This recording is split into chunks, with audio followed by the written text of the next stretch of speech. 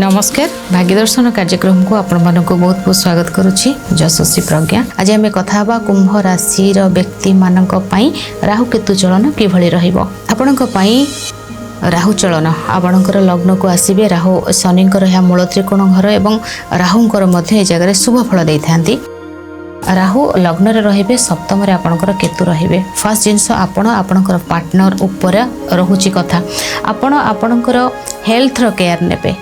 लग्न रे रहिले जो कार्य करिवे बहुत भाबी चिंती कार्य करिवे, बहुत डिस्टर्ब हेबे नहीं। कारण ये रहिले लग्न रे शरीर रे रहिले तेणु आपणकर खाद्य, आपणकर मेडिटेशन, आपणकर हेल्थ आप निर्भर करुछि आपण ताकू केभଳି भाबरे नेबे। खाद्य कोन खाइले देह ठीक रहिबो, मेडिटेशन कले ही केभଳି भाबरे ठीक रहिबो देह, एवं योगा करिबा एक्सरसाइज रो बहुत जरूरी रहिछि।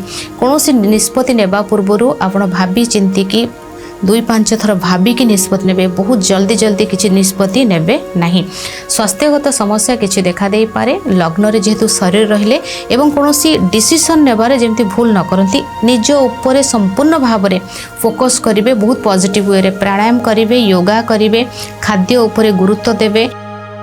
माने जो जिनस आम लाइफ रे बहुत दरकार नहीं से जगह प्रति बेसी जीवे नहीं, ताकू लाइफ रू साइड करनेबे।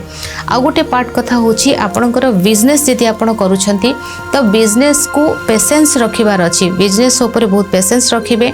आपणकर कोनोसी भाबरे माने कस्टमर को सहित रिलेशन बहुत भल रहिबार अछि।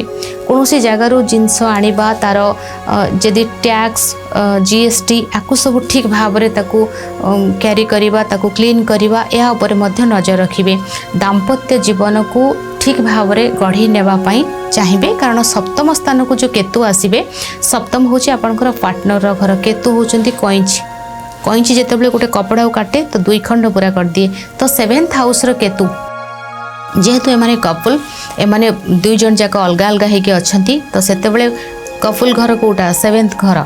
तो केतु जेतेबेले 7th हाउस रे रहिबे, गोचर रे रहिबे, आपण आपणकर पार्टनर को सहित सेटा को से केमती नेगेटिव न करिबे सेटा मु कहूची। आमे नेगेटिव को जीवानी, केमती नेगेटिव न हबो आमे ता पर आलोचना करिबा।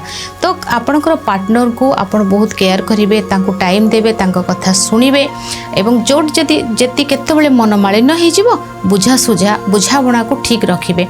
निहाती भाव में पार्टनर को किसी उपहार देबे एवं उभय मिसिकी जदि विभागर होई सारिछि 2 जन जाक मिसी चतुर्थी तिथि रे 2 जन जाक कर्पूर आलती भगवान गणेश को करिवे, दुब अर्पण करिवे एवं चतुर्थी तिथि रे 2 जन जाक मिसी विशेष भाव में भगवान गणेश पाखरे पूजा अर्चना करिवे।